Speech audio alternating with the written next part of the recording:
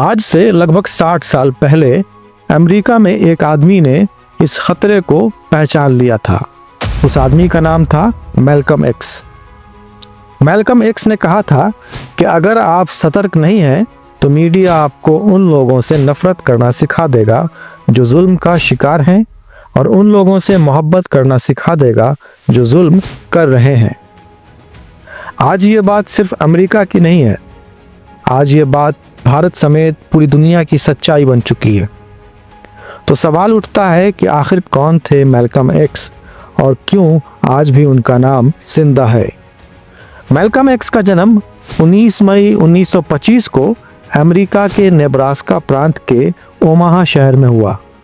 उनके पिता का नाम अर्ल लिटिल था, जो एक ईसाई पादरी थे, लेकिन सिर्फ पादरी नहीं बल्कि अफ्रीकी अमेरिकियों के अधिकारों के लिए आवाज़ उठाने वाले एक साहसी कार्यकर्ता भी थे।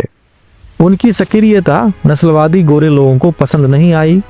नतीजा ये हुआ कि उनके परिवार पर लगातार हमले होने लगे, घर बदले गए, धमकियां मिली और आखिरकार मिशिगन में उनका घर जला दिया गया। कुछ समय बाद मैल्कम के पिता की लाश रेल की पटरियों पर मिली। कागजों में इसे हादसा बताया गया, लेकिन सच्चाई ये थी कि ये एक नस्लवादी हत्या थी। पिता की मौत के बाद पूरे परिवार की जिम्मेदारी मैल्कम एक्स की मां लुइस लिटिल पर आ गई, लेकिन लगातार तनाव, डर और गरीबी ने उन्हें अंदर से तोड़ दिया। आखिरकार उनका मानसिक संतुलन बिगड़ गया और उन्हें मानसिक अस्पताल भेज दिया गया। माँ और पिता दोनों की छाया से वंचित होकर मैल्कम और उनके भाई बहन अनाथों जैसा जीवन जीने को मजबूर हो गए। ये वही अमेरिका था जो आज़ादी और बराबरी की बातें करता था। इन हालात के बावजूद मैल्कम पढ़ाई में बहुत तेज थे। वे स्कूल के अच्छे छात्रों में गिने जाते थे। एक दिन क्लास में शिक्षक ने पूछा, तुम बड़े होकर क्या बनना चाहते हो? मैल्कम ने पूरे आत्मविश्वास से कहा कि मैं बड़ा होकर वकील बनना चाहता हूँ। लेकिन शिक्षक ने जो जवाब दिया वो मैल्कम की जिंदगी का टर्निंग पॉइंट बन गया। शिक्षक ने कहा, तुम होशियार हो, लेकिन ये मत भूलो कि तुम काले हो। इस देश में गोरे तुम्हें कभी वकील नहीं बनने देंगे। तुम बढ़ई बनने के बारे में सोचो। ये सिर्फ एक वाक्य नहीं था, ये पूरे सिस्टम की सोच थी।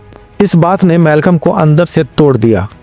उनका मन पढ़ाई से हट गया और वो गलत संगत में पड़ गए। जल्द ही अपराध, चोरी और अवैध काम उनकी जिंदगी का हिस्सा बन गए। 1946 में एक चोरी के मामले में अदालत ने उन्हें 10 साल की सजा सुना दी।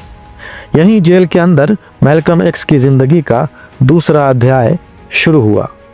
जेल में एक कैदी ने मैल्कम एक्स से कहा कि अगर जिंदगी बदलनी है तो किताबें पढ़ो। मैल्कम ने जेल की लाइब्रेरी से पढ़ना शुरू किया। डिक्शनरी से लेकर के इतिहास तक, धर्म से लेकर राजनीति तक, उन्होंने हर किताब को जैसे पी लिया। यहीं से उनका रिश्ता इल्म से जुड़ गया, जो ताउम्र बना रहा। जेल में रहते हुए उन्हें पता चला कि उनके भाई नेशन ऑफ इस्लाम नाम के संगठन से जुड़ गए हैं। इस संगठन के नेता एलाइजा मोहम्मद थे। मैल्कम उनके विचारों से प्रभावित हुए और रिहा होने के बाद इस आंदोलन से जुड़ गए। मैल्कम की जुबान में जोश था, उनके शब्दों में आत्मसम्मान था और उनकी आवाज़ में गुस्सा भी था और उम्मीद भी। यही वजह है कि मैल्कम एक्स के आने के बाद नेशन ऑफ इस्लाम बड़ी तेजी से पॉपुलर हो गया। 1953 में जहां इस संगठन के सिर्फ 4000 सदस्य थे, 1963 तक यह संख्या 4 लाख तक पहुंच गई। 1963 के बाद मैल्कम ने महसूस किया कि नेशन ऑफ इस्लाम की कुछ बातें इस्लाम की असली शिक्षा से मेल नहीं खाती। 1964 में उन्होंने हज किया। मक्का में उन्होंने गोरे, काले, अरब, अफ्रीकी सबको एक ही कपड़े में, एक ही नमाज में, एक ही खुदा के सामने झुकते देखा। यह अनुभव उनकी सोच को बदल गया। उन्होंने लिखा, मैंने पहली बार इंसानी बराबरी को जिंदा रूप में देखा है। हज के बाद मैल्कम एक्स इस नतीजे पर पहुंचे कि नस्लों के बीच सह-अस्तित्व मुमकिन है अगर इंसान सच में इंसान बन जाए। उन्होंने नेशन ऑफ इस्लाम से अलग होकर organisation for Afro American unity की स्थापना की, लेकिन सच्चाई की राह आसान नहीं होती।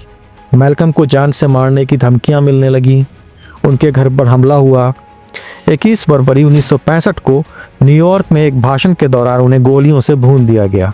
39 साल की उम्र में एक आवाज़ खामोश कर दी गई, लेकिन उनके विचार आज भी जिंदा है।